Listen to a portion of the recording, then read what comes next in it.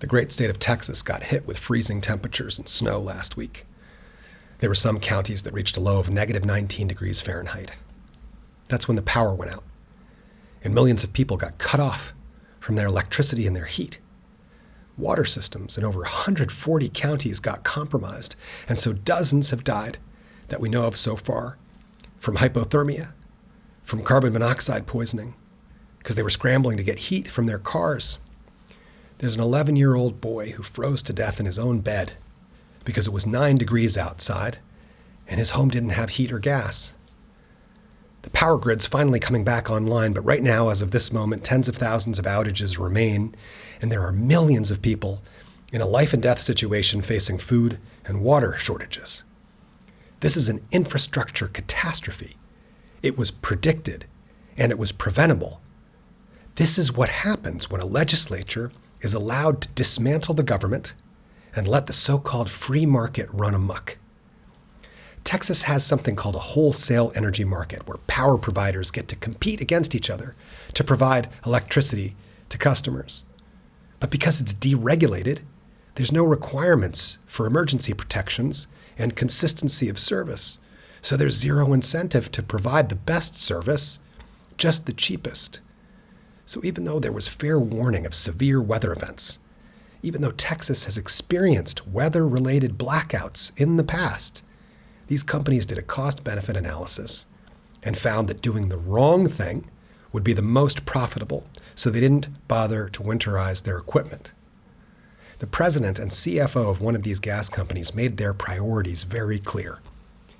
He said during a phone call with his investors, "This week is like hitting the jackpot," because some energy customers got charged $6,000 for a few days of electricity because of scarcity of supply, because a critical mass of coal and nuclear and natural gas facilities, which provide the majority of Texas power, were offline because they couldn't withstand the cold and the surging demand.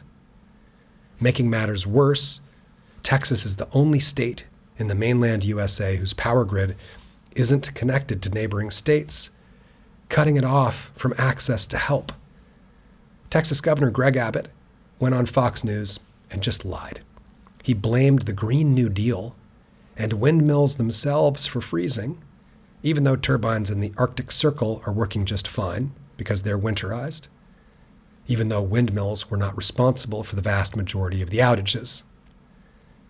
Let's take a moment to contextualize Fox News. It's not news. Their business model is inventing things that stoke the flames of culture war. Their business model is creating talking points to provide cover for the ongoing, reckless dismantling of the U.S. government. Fox's own lawyers have stated that the general tenor of their premier shouting head, Tucker Carlson, informs a viewer that Carlson's not stating actual facts about the topics he discusses, and is instead engaging in exaggeration and non-literal commentary. The judge for a case where Carlson was sued for slander last year, he confirmed that account. And he said, given Mr. Carlson's reputation, any reasonable viewer arrives with an appropriate amount of skepticism about his statements. So there you go. If you're continuing to watch Fox News, you're not doing it because you want to see reporting on real life. You're watching because you want to live in a live-action role-playing game where you get to pretend to be the target of evil communists, and you have to stockpile your guns in case they come to steal your gender. Meanwhile, on the round earth, this anti-government movement that Fox markets around the clock keeps pirating our public services, keeps trying to suppress our voting rights, and keeps blaming cutting-edge clean energy technology for the reason that they've seceded from the union of common sense and not only failed their people, but they've gotten them killed. That this Texas senator, the seditious Ted Cruz, fled to Mexico for a vacation during this crisis, it doesn't just demonstrate his callous disregard for the people that he claims to fight for, but that the losers of this fantasy cult game that they're all selling are real-life people who got left to burn down their own houses for heat. Meanwhile, the Green New Deal proponent Alexandria Ocasio-Cortez raised millions in emergency funds for Texas from her own constituents. Laudable. It's not a long-term solution. This is going to happen again, and it's going to get worse because we've got two clear and present dangers that intersect. We have the climate crisis and an infrastructure crisis. We're the richest country in the world.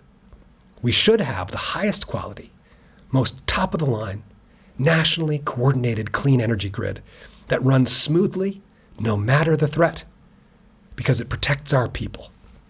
That's the Green New Deal.